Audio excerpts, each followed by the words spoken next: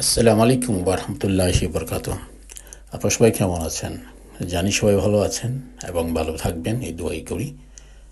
আমিও আছি ভালো, আপনাদের দোয়া, আলহামদুলিল্লাহ। তারপর আজ নিয়ে আসলাম আমার বাগানে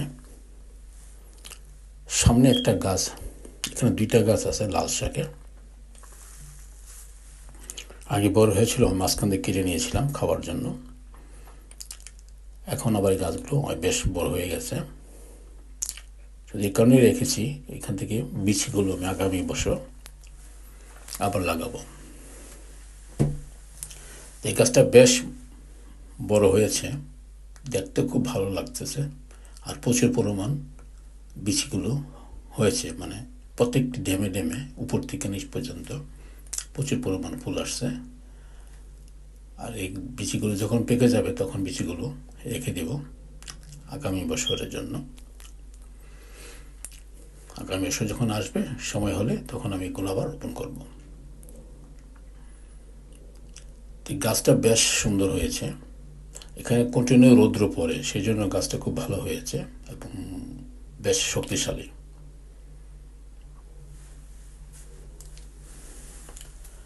হঠাৎ সামনে পড়লো, চিন্তা করলাম যে জিনিসটা আপনাদেরকে শেয়ার করানোর দরকার, কারণ এতগুলি মানে গাছটাতে পড়ে মানে উপর থেকে নিচ পর্যন্ত শুধু ফুল আর ফুল, আর প্রত্যেকটিতেই বিচি থাকবে, একটু পেকে যাবে, তারপর এগুলো আমি ছিঁড়ে রেখে দিব। এটা আপনারা সবাই জানেন এই সিস্টেম।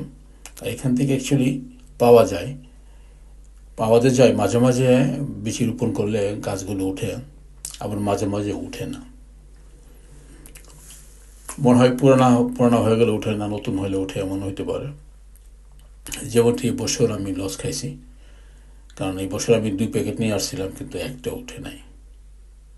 এটি ছিল 2-3 বছর আগের মাটিতে ফেলানো ছিল, সেখান থেকে প্রতি বছরে উঠে আর কি। তো গত বছর আমি বীজ রাখি নাই, চিন্তা করছি এখানে অ্যাভেলেবেল পাওয়া যায়, এখানে নিয়ে নেব। বাট এই বছর খুবই একটা বেদনামূলক, মানে খুবই খারাপ লাগলো আর কি। এতগুলি মানে গাছের আশায় নিয়েছিলাম যে লাল শাক হবে, লাল শাকগুলো আমার খুব প্রিয়, শাকটা হবে বলে লাগিয়েছিলাম, 2টা নিয়ে আসছিলাম, বাজার থেকে নিয়ে আসছিলাম, কিন্তু হয় নাই।